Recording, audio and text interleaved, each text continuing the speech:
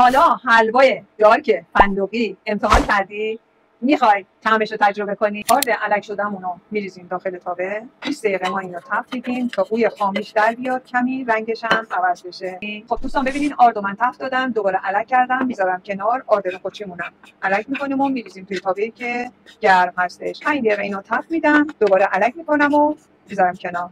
من آرد نخودچی رو الک کردم، ریختم توی تاوه. بعد تفت دادنم آردم اضافه میکنم، با هم مخلوط میکنیم و کرمون هم اضافه میکنیم. خوب با هم دیگه میکس میکنیم، انقدر هم میزنیم تا به خورد آردامون بره.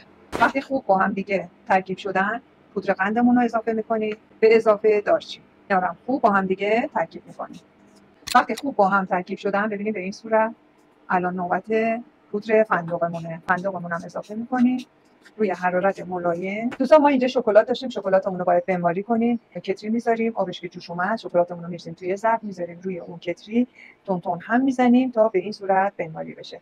از دیگه الان آخرین مرحله است، شکلاتمون رو اضافه میکنیم، خوب با هم دیگه ترکیب میکنیم. دوستان ببینید من با لیسک هم زدم ولی قدرتش نکشید، با دست ورز دادم. به این صورت که شد آماده میشه برای قالب گیری. قالب که زدم 1 ساعت توی فریزر بهش استراحت میدم.